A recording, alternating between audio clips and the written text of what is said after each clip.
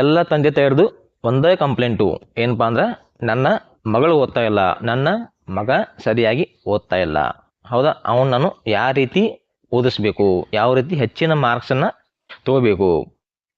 ಹೌದಾ, ಇದಕ್ಕೆ ನೀವು ಏನು ಮಾಡಿದಿರಪ್ಪ ಅಂದ್ರೆ ಮಕ್ಕಳು ಶಾಲೆಯಿಂದ ಬರ್ತಾರೋ ಅವ್ರಿಗೆ ಒಂದು ಸ್ವಲ್ಪ ಆಡೋದಕ್ಕೆ ಟೈಮ್ ಕೊಡೋದು ಏನು ಮಾಡ್ತೀರಿ ನೀವು, ಇನ್ನಷ್ಟು ಚೆನ್ನಾಗಿ ನನ್ನ ಮಗ ಇಂಪ್ರೂವ್ ಆಗಬೇಕು, ನನ್ನ ಮಗಳು ಇಂಪ್ರೂವ್ ಆಗಬೇಕು ಅಂತ ಹೇಳಿ ಏನು ಮಾಡ್ತೀರಿ ನೀವು, ಆ ಮಗುವನ್ನ ಟ್ಯೂಷನ್ ಕ್ಲಾಸ್ಗೆ ಸೇರಿಸ್ತೀರಿ. Even starting from the L K G ಹಿಡ್ಕೊಂಡು ಅಥವಾ ಇನ್ನೊಬ್ಬರು ಏನು ಮಾಡ್ತಾರೆ ನರ್ಸರಿ ಹಿಡ್ಕೊಂಡು ಸರ್ಕ ಟ್ಯೂಷನ್ಗೆ ಹಾಕಿರ್ತಾರೆ.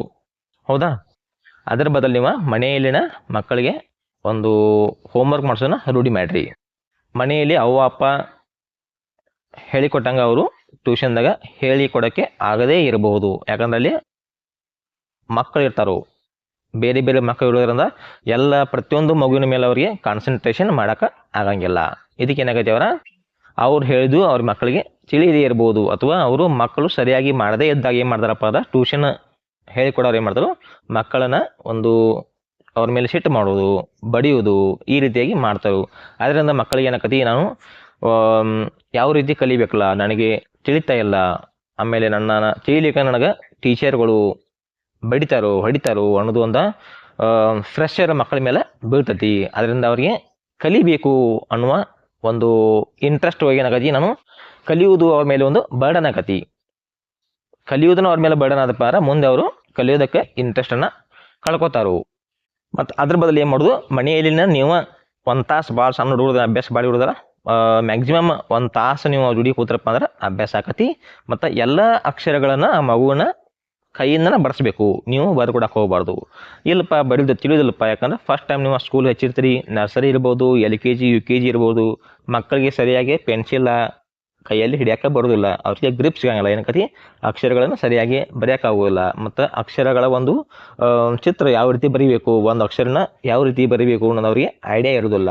ಅವಾಗ ಏನು ಮಾಡಿದ್ವಿ, ಬಾರ ಒಂದು 4-5 ಅಕ್ಷರಗಳನ್ನು, ಅದು ಕನ್ನಡ ಇರ್ಬೋದು ಅಥವಾ ಇಂಗ್ಲೀಷ್ ಇರ್ಬೋದು, ಯಾವುದೇ ಒಂದು ಭಾಷೆಯ ಅಕ್ಷರಗಳು ಇರ್ಬೋದು.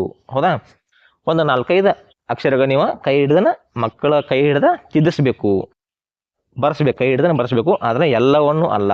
ಓಕೆ, ಬರೆಸಿ ಏನು ಮಾಡೋದು, 4-5 ಬರ್ಸೋದು ಮತ್ತು 4-5 ಹುಡುಗರಿಗೆ ಬರೆಯೋಕೆ ಕೊಡಬೇಕು. ಅಂದ್ರೆ ಏನಾಗತಿ, ಅವ್ರಿಗೆ ಪ್ರಾಕ್ಟೀಸ್ ಆಗತಿ. ಮತ್ತೆ ತಿಳಿಲಿಕ್ಕೆ ಹೇಳ್ತಾ ಹುಡುಗು ತಿಳಿಲಿಕ್ಕೆ ಮತ್ತೆ ಏನು ಮಾಡೋದು, ತಪ್ಪಿದ್ದನ್ನು ಕರೆಕ್ಟ್ ಮಾಡಿ ಮತ್ತೆ ಬರೆಸ್ಬೇಕು. ಇದ್ರಿಂದ ಏನಾಗತಿ, ನಮ್ಮ ಮನ್ಯಾಗ ನಿಮ್ಮ ಅವ್ವ ಅಪ್ಪ ಇರ್ಬೋದು, ಬೇರೆ ಯಾರೋ ನಿಮ್ಮ ಮಾಮ ಅಥವಾ ಆಂಟಿ ಯಾರಾದ್ರೂ ಏನಾಗತ್ತೆ ಮಗುವಿನ ಮನಸ್ಸಿನ ಏನಾಗತ್ತಿಪ್ಪ ಅಂದ್ರೆ ಎಂಥ ಒಂದು ವಿಚಾರ ಬೆಳಿತಿದ್ದಪ್ಪ ಅಂದ್ರೆ, ನಾ ಏನಾರು ತಪ್ಪಿನಪ್ಪ ಅಂದ್ರೆ ನನಗೆ ಬರ್ಯಾಕೆ ಬರ್ಲಿಕ್ಕೆ ನಮ್ಮ ಮನ್ಯಾಗ ನನಗೆ ಬರೆಸ್ತಾರೋ, ಕೈ ಹಿಡ್ದ ಬರೆಸ್ತಾರೋ, ತಪ್ಪಿರ ತಿಳಿಸಿ ಹೇಳ್ತಾರೋ, ನನ್ನ ಹೊಡಿಯೋದಿಲ್ಲ ಬೇಯೋದಿಲ್ಲ ಅನ್ನತಕ್ಕಂಥ ಭಾವನೆ ಅವ್ರಲ್ಲಿ ಮೂಡ್ತತಿ. ಇದರಿಂದ ಅವರು ಕಲಿಕೆಯ ಮೇಲೆ ಇಂಟ್ರೆಸ್ಟನ್ನು ತೋರ್ತಾರೋ, ಅವ್ರಿಗೆ ಕಲಿಯಾಕ ಹೆಚ್ಚಿನ ಆಸಕ್ತಿ ಬರ್ತೈತಿ. ಮತ್ತು ಮಗುವಿಗೆ ಪುಸ್ತಕದಲ್ಲಿ ಬರ್ತಕ್ಕಂಥ ಬರೀ ಶಬ್ದಗಳನ್ನ ಚಿತ್ರಗಳನ್ನ ಓದಿ ಬರೀ ತೋರಿಸ್ಬೇಡ್ರಿ, ಚಿತ್ರಗಳನ್ನ ನೋಡಿ ಬರೀ ಅವೊಂದು ಅದಕ್ಕೆ ಏನಂತಾರೋ ಅದನ್ನ ತೋರಿಸ್ಬೇಡ್ರಿ. ನೀವು ಬೇರೆ ಬೇರೆಯಿಂದ ಮಾರ್ಕೆಟಲ್ಲಿ ಹೋಗಿರ್ತೀರಿ, ಕರೆದು ಹೋಗಿರ್ತೀರಿ ಮಕ್ಕಳಿಗೆ. ಹೌದಾ, ಆ ಮಾರ್ಕೆಟಲ್ಲಿ ಹೋದಾಗ ನೋಡ್ತಮ್ಮ ಅದಕ್ಕೆ ಹಿಂಗೆ ಆತಾರು, ಸೌತೆಕಾಯಿಗೆ ಕುಕುಂಬರ್ ಆತಾರು, ಓಕೆ, ಗಾಜರಪ್ಪ ಅದಕ್ಕೆ ಕ್ಯಾರೆಟ್ ಆತಾರು. ಈ ರೀತಿಯಾಗಿ ನೀವು ಪ್ರಾಕ್ಟಿಕಲಿ ಅಂದ್ರೆ ಒಂದು ವಿಜುವಲಿ ತೋರಿಸ್ಬೇಕು ಅದನ್ನು ಮಗುವಿಗೆ. ಓಕೆ, ತೋರಿಸಿದಾಗ ನೀವು ಯಾವಾರೇ ಮತ್ತೊಮ್ಮೆ ಅದನ್ನ ಮಗು ನೋಡಿದಾಗ ಆ ಒಂದು ವಸ್ತುವನ್ನು ನೋಡಿದಾಗ ಇದನ್ನ ಈ ಒಂದು ವಸ್ತುವಿಗೆ ಇದ ಹೆಸರೈತಿ, ಇದನ್ನ ಹಿಂಗೆ ಕರಿತಾರು ಅಂತ ಹೇಳಿದಕ್ಕೆ ಐಡೆಂಟಿಫೈ ಮಾಡಕ್ಕೆ ಸಾಧ್ಯ ಆಕತಿ. ಇದರಿಂದ ಏನಾಕತಿ ನಮಗೆ ಒಂದು ಪ್ರಾಕ್ಟಿಕಲಿ ಮಗುವಿಗೆ ಒಂದು ಜ್ಞಾನವನ್ನು ಕೊಟ್ಟಂಗೆ ಆಕತಿ. ಬರೀ ಶಾಲೆಗೆ ಹೋಗೋದು, ಮನೆಗೆ ಬರೋದು, ಹೋಮ್ವರ್ಕ್ ಮಾಡೋದು, ಮತ್ತು ಊಟ ಮಾಡಿ ಮಕ್ಕಳದು, ಮತ್ತು ಮುಂಜಾನೆ ಶಾಲೆಗೆ ಹೋಗೋದು, ಬರೀ ಇದು ಆಗಬಾರ್ದು. ಓಕೆ, ಹುಡುಗರಿಗೆ ಯಾವಣತ್ತು ಆಟ ಆಡೋಕೆ ಟೈಮನ್ನು ಕೊಡಬೇಕು. ಹೊರ ಅವರು ಆಡ್ಕೋತ ಕಲಿಬೇಕು. ಯಾಕಪ್ಪ ಅಂದ್ರೆ ಸಣ್ಣ ಹುಡುಗರ ವಯಸ್ಸು ಏನಿರತಿ, ಆಟ ಆಡೋ ವಯಸ್ಸಿರತಿ, ಅವ್ರಿಗೆ ಏನೂ ಬೇಕಾಗಿಲ್ಲ. ಹೌದಾ, ಹೊಟ್ಟೆ ಊಟ ಒಂದು ಸಾಕು, ತಿನ್ನಕ್ಕೊಂದು ಬೇಕು, ಆಮೇಲೆ ಆಟ ಒಂದು ಬೇಕು. ಹೌದೇ, ಈಗ ಅವ್ರ ಬದಲು ಅಭ್ಯಾಸ ಮಾಡಬೇಕು, ನಾ ಚೆನ್ನಾಗಿ ಮಾರ್ಕ್ಸ್ ಪಡಿಬೇಕು, ಮುಂದೆ ಒಳ್ಳೆಯ ಒಂದು ಹುದ್ದೆಯನ್ನು ಪಡಿಬೇಕು ಅನ್ನೋದ್ರ ಬಗ್ಗೆ ಯಾವುದೂ ಅದು ವಿಚಾರ ಆಗಲ್ಲ. ಯಾಕಂದ್ರೆ ಅದ್ರ ಇಂಪಾರ್ಟೆನ್ಸ್ ಅವ್ರಿಗೆ ಗೊತ್ತಿರಂಗಿಲ್ಲ. ಹೌದಾ, ಈಗ ಅವ್ರೇನು ಓನ್ಲಿ ಈಟಿಂಗ್ ಆ್ಯಂಡ್ ಪ್ಲೇಯಿಂಗ್, ಊಟ ಮಾಡೋದು, ತಿನ್ನೋದು, ಆಮೇಲೆ ಆಟ ಆಡೋದು, ಇಷ್ಟ ಅವ್ರ ಮನಸ್ಸಿನ ಇರ್ತೈತಿ ಹೊರತು ಬೇರೆ ಏನೂ ಅವ್ರಿಗೆ ಇರುವುದಿಲ್ಲ. ಆದ್ದರಿಂದ ಮಕ್ಕಳಿಗೆ ಏನು ಮಾಡಬೇಕು, ನಾವು ಅವ್ರ ಜೋಡಿ ಮಕ್ಕಳಾಗಿ ನಾವು ಆಟ ಆಡಬೇಕು. ಹೌದಾ, ನೀವು ಕೂಡ ಅವ್ರ ಮಕ್ಕಳ ಜೋಡಿ ಆಟ ಆಡ್ರಿ. ನಮ್ಮ ಮನ್ಯಾಗ ನಮಗೆ ಅವ್ವ ಅಪ್ಪ ಅಷ್ಟ ಅಲ್ಲ, ಅವರ ನನ್ನ ಜೋಡಿ ದೋಸ್ತರು ಆಗಿ ನನ್ನ ಜೋಡಿ ಫ್ರೆಂಡ್ಸ್ ಆಗಿ ಕೂಡ ನನ್ನ ಜೋಡಿ ಅವರು ಆಟ ಆಡ್ತಾರೋ ಅನ್ನತಕ್ಕಂಥ ಒಂದು ಮನೋಭಾವನೆ ಮಕ್ಕಳಲ್ಲಿ ಬೆಳಿತೈತಿ. ಆದ್ದರಿಂದ ಬರೀ ಮಕ್ಕಳಿಗೆ ಏನು ಮಾಡೋದು, ಬರೀ ಶಾಲೆ ಕಲಿಯೋದು, ಟ್ಯೂಷನ್ಗೆ ಹೋಗೋದು, ಹೋಮ್ವರ್ಕ್, ಅಭ್ಯಾಸ ಇದನ್ನ ಬಿಟ್ಟ ಪ್ರೀತಿಯಿಂದ ನೀವು ಜೋಡಿ ಮಾತಾಡ್ರಿ. ಒಂದು ಗೆಳೆಯ ಗೆಳತಿರ್ತಾರ, ಅವರ ಒಂದು ಮನೆಯಲ್ಲಿ ವಾತಾವರಣ ಸೃಷ್ಟಿ ಮಾಡಿ ಅವ್ರ ಜೋಡಿ ಆಟ ಆಡ್ರಿ. ಇದರಿಂದ ಮಕ್ಕಳ ಒಂದು ಸರ್ವತೋಮುಖ ಬೆಳವಣಿಗೆ ಆಕತಿ. ಅವ್ರಿಗೆ ಅಭ್ಯಾಸ ಮಾಡೋ ಕಡೆನೇ ಇಂಟ್ರೆಸ್ಟ್ ಹೋಗತಿ, ಮತ್ತು ಫಿಸಿಕಲಿ ಅವರು ಫಿಟ್ ಆಕೋರು. ಮತ್ತು ನೀವು ಎಲ್ಲಿದೆ ವಾಕಿಂಗ್ ಹೋರಿ, ರನ್ನಿಂಗ್ ಹೋರಿ, ನಿಮ್ಮ ಜೋಡಿ ನಿಮ್ಮ ಮಕ್ಕಳನ್ನ ಕರ್ಕೊಂಡು ಹೋಗೋದು ಬರೀ. ಹೌದಾ? ಅದರಿಂದ ಅವ್ರು ಏನು ಮಾಡ್ತಾರಪ್ಪ ಅಂದ್ರೆ ದೇ ಫಾಲೋ ಯು, ಅವ್ರು ನಿಮ್ಮನ್ನ ಫಾಲೋ ಮಾಡ್ತಾರೋ. ನೀವೇನು ಮಾಡ್ತೀರಪ್ಪ, ಫಾರ್ ಎಕ್ಸಾಂಪಲ್ ಈಗ ಯೋಗಾಸನ ಮಾಡ್ತೈತಿರಿ. ಹೌದಾ? ಯೋಗಾಸನ ನಮ್ಮ ನೋಡ್ತಾರೆ ಅವರು, ಹೆಂಗೆ ಮಾಡ್ತೀರಿ ನೀವು ಯೋಗಾಸನ, ನೀವು ಯೋಗಾಸನವನ್ನು ಯಾವ ರೀತಿ ಮಾಡ್ತೀರಿ, ಏನು ಹಿಂದೆ ಕೈ ಮಾಡಿಸ್ತಿರೋ, ಮುಂದೆ ಕೈ ಮಾಡಿಸ್ತಿರೋ, ಹೌದಾ, ಏನು ಸೊಂಟ ತಿರುಗಾಡ್ತಿರೋ, ಹಿಂಗೆ ಹಿಂಗೆ ಹಿಂಗೆ ಹಿಂಗೆ ಮಾಡ್ತಿರೋ, ಅವರೆಲ್ಲ ನಿಮ್ಮನ್ನ ಅಬ್ಸರ್ವ್ ಮಾಡಿ ಅವರು ಮಾಡ್ತಾರೋ. ಓಕೆ, ರನ್ನಿಂಗ್ ಮಾಡ್ತೀರಿ, ರನ್ನಿಂಗ್ ಯಾಕೆ ಮಾಡಬೇಕು, ಅದರಿಂದ ಉಪಯೋಗಗಳು ಏನು, ಅಥವಾ ಈ ಎಲ್ಲ ರೀತಿಯ ಪ್ರಶ್ನೆಗಳು ಅವರು ನಿಮ್ಮನ್ನ ಕೇಳ್ತಾರೋ. ಅವಾಗ ನೀವು ಅವ್ರಿಗೆ ಸರಿಯಾದ ಆನ್ಸರ್ ಕೊಡಬೇಕು. ರನ್ನಿಂಗ್ ಮಾಡೋದ್ರಿಂದ ಈ ಒಂದು ಅನುಕೂಲಗಳದಾವು, ಯೋಗಾಸನ ಮಾಡೋದ್ರಿಂದ ಈ ಅನುಕೂಲಗಳು ನಿಮಗೆ ಬರ್ತಾವು ಅನ್ನೋದು ರೀತಿ, ಈ ರೀತಿ ನೀವು ಅವ್ರಿಗೆ ಒಂದು ಅವರ ಪ್ರಶ್ನೆಗಳಿಗೆ ಉತ್ತರ ಕೊಟ್ಟಾಗ ಏನಾಗೈತೆ, ಅವ್ರಿಗೆ ಅವರ ಜ್ಞಾನ ಮಟ್ಟ ಹೆಚ್ಚಾಕೋತ ಹೋಗತಿ. ಹೌದಾ? ಈ ರೀತಿಯಾಗಿ ಅವರ ಒಂದು ಮಕ್ಕಳ ಸರ್ವತೋಮುಖ ಬೆಳವಣಿಗೆ ನಿಮ್ಮ ಪಾಲಕರ ಕೈಯಲ್ಲಿ ಇರ್ತೈತಿ. ಬರೀ ಅಭ್ಯಾಸ ಅಂತ ಅವ್ರಿಗೆ ಬರ್ಡನ್ ಹಾಕಬೇಡ್ರಿ. ಮತ್ತು ಹೈಯರ್ ಕ್ಲಾಸಿನ ಸ್ಟೂಡೆಂಟ್ಸ್ಗಳಿಗೆ ಏನೇ ತಿಳಿಲಿಗೂ ಅಲ್ಲಿ ಬರೀ ಟೀಚರ್ಸ್ಗಳು ಮಿಸ್ಟೇಕ್ ಇರೋಂಗಿಲ್ಲ, ನಿಮ್ಮ ಮಕ್ಕಳು ಮಿಸ್ಟೇಕ್ ಇರ್ತೈತಿ. ಅವರು ಸರಿಯಾಗಿ ಕಾನ್ಸಂಟ್ರೇಷನ್ ಕೊಟ್ಟ ಕೇಳದೇ ಇದ್ರೆ ಟೀಚರ್ಗಳು ಹೇಳಿದ್ದು ತಿಳಿಯಂಗಿಲ್ಲ.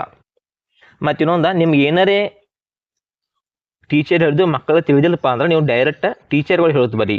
ಹೌದಾ? ಇನ್ ಕೇಸ್ ಒಂದೊಂದು ಪ್ರೈವೇಟ್ ಸ್ಕೂಲ್ ಏನು ಮಾಡ್ತಾರಪ್ಪ ಅಂದ್ರೆ ಮ್ಯಾನೇಜ್ಮೆಂಟ್ದವ್ರಿಗೆ ಫೋನ್ ಹಾಕ್ತಾರೋ, ನಮಗೆ ಏನೋ ತಿಳಿದಿಲ್ಲಪ್ಪ, ಈ ನಮ್ಮ ಟೀಚರ್ ಏನೋ ಒಂದು ನಮಗೆ ನನ್ನ ಮಗನ ಅಥವಾ ನನ್ನ ಮಗಳನ್ನ ಬಡ್ದಾರಪ್ಪ ಅಂದ್ರೆ ಏನು ಮಾಡ್ತಾರೆ ನಾವು ಒಬ್ಬರು ಪೇರೆಂಟ್ಸ್ಗಳು ಡೈರೆಕ್ಟ್ ಮ್ಯಾನೇಜ್ಮೆಂಟ್ಗೆ ಫೋನ್ ಹಚ್ಬಿಡ್ದು, ಸರ್ ನಮ್ಮ ಬಡ್ದಾರಿ, ಟೀಚರ್ ನಮ್ಮ ಹುಡುಗನ ಬಡ್ದಾರಿ, ಎದಕ್ಕೆ ಬಡ್ದರು ಅದನ್ನು ಯಾರು ವಿಚಾರ ಮಾಡೋಂಗಿಲ್ಲ. ಯಾಕಪ್ಪ, ನಿಮ್ಮ ಮಗಳು ಒಂದು ಸ್ಟಡಿ ಮೇಲೆ ಕಾನ್ಸಂಟ್ರೇಷನ್ ಮಾಡ್ತಿರಂಗಿಲ್ಲ, ಹೋಮ್ವರ್ಕ್ ಮಾಡ್ತಿರಂಗಿಲ್ಲ, ಕ್ವಶನ್ಗೆ ಆನ್ಸರ್ಸ್ ಮಾಡ್ತಿರಂಗಿಲ್ಲ, ಶಾಲೆಯಲ್ಲೇ ಡಿಸಿಪ್ಲಿನ್ ಮೇಂಟೈನ್ ಮಾಡ್ತಿರಂಗಿಲ್ಲ.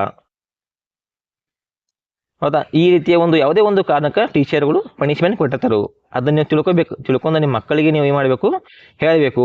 ನೀನು ಎದಕ್ಕೆ ಅವ್ರ ಕ್ವಶನ್ ಮಾಡಬೇಕು, ನೀವು ಎದಕ್ಕೆ ನೀನು ಟೀಚರ್ ಬಡಿದ್ರು, ನೀ ಏನು ಮಾಡತ್ತಿದ್ದಿ, ನಿನ್ನ ಮಿಸ್ಟೇಕ್ ಆಯ್ತು, ಟೀಚರ್ ಮಿಸ್ಟೇಕ್ ಆಯ್ತು, ಎಲ್ಲ ಕೇಳ್ಕೊಬೇಕು. ಕೇಳ್ಕೊಂಡು ಆಮೇಲೆ ನೀವು ಫಸ್ಟ್ ಟೀಚರ್ ಜೋಡಿ ಒಂದು ಡಿಸ್ಕಷನ್ ಮಾಡಬೇಕು. ನಮ್ಮ ಮಗುವಿನ ಒಂದು ಶಾಲಾ ಕಲಿಕೆ ಯಾವ ರೀತಿ ಐತಿ ನಡೆದೈತಿ, ಎಲ್ಲಿ ತಪ್ಪಾದ ನಮ್ಮ ಹುಡುಗ ಕೇಳ್ಕೊಂಡು ನೀವು ಅಲ್ಲಿ ನಿಮ್ಮ ಮಗು ಒಂದು ಅಭ್ಯಾಸದೊಳಗೆ ಇನ್ವಾಲ್ವ್ ಆಗಿ ನೀವು ಒಂದು ದಾರಿಯನ್ನು ಹುಡ್ಕೋಬೇಕದ್ದಿ. ಅದನ್ನ ಬಿಟ್ಟು ಬರೀ ಎಲ್ಲರೂ ಟೀಚರ್ದು ಮಿಸ್ಟೇಕ್ ಐತಿ, ಬರೀ ಪ್ರತಿಯೊಂದಕ್ಕೂ ಬಡಿತಾರೋ ಅನ್ನೋದು ಅಲ್ಲ. ಯಾಕಪ್ಪ ಅಂದ್ರೆ ಯಾವುದೇ ಟೀಚರ್ ಇನ್ಕ್ಲೂಡಿಂಗ್ ಮೀ ಮಕ್ಕಳಿಗೆ ಹೊಡಿಬೇಕು ಅನ್ನೋ ಉದ್ದೇಶ ಹೊಂದಿರಂಗಿಲ್ಲ. ಅವ್ರದ್ದೇನೋ ಉದ್ದೇಶ, ನಮ್ಮಿಂದ ಮಕ್ಕಳು ಕಲಿಬೇಕು ಅನ್ನೋ ಉದ್ದೇಶ ಇರ್ತೈತೆ ಹೊರತು ಮಕ್ಕಳಿಗೆ ಬಡಿ ಸಂಬಂಧ ಯಾರು ಶಾಲೆಗೆ ಹೋಗಂಗಿಲ್ಲ, ಅವ್ರಿಗೆ ಟಾರ್ಚರ್ ಕೊಡೋ ಸಂಬಂಧ ಹೋಗಂಗಿಲ್ಲ. ಹೌದಾ? ಎಲ್ಲರ ಉದ್ದೇಶ ಒಂದು, ನಮ್ಮ ಕೈಯಲ್ಲಿ ಕಲ್ತಂಥ ಹುಡುಗು ಶಾಣ್ಯರಾಗಬೇಕು, ಎಲ್ಲರೂ ಅಕ್ಷರ ಜ್ಞಾನವನ್ನು ಹೊಂದಬೇಕು ಅನ್ನೋ ಉದ್ದೇಶ ಇರುತ್ತೆ ಹೊರತು ಮಕ್ಕಳಿಗೆ ಬಡಿಯೋದು ಬೇಯ್ದು ಯಾರಿಗೆ ಉದ್ದೇಶ, ಯಾವ ಟೀಚರು ಉದ್ದೇಶನ ಹೊಂದಿರಂಗಿಲ್ಲ. ದಯವಿಟ್ಟು ಈ ಒಂದು ವಿಚಾರವನ್ನು ಎಲ್ಲರೂ ತಿಳ್ಕೊಬೇಕು. ತಿಳ್ಕೊಂಡು ಆಮೇಲೆ ನಿಮ್ಮ ಮುಂದಿನ ಒಂದು ಹೆಜ್ಜೆನ ಕ್ರಮವನ್ನು ತೆಗೆದುಕೊಳ್ಬೇಕು.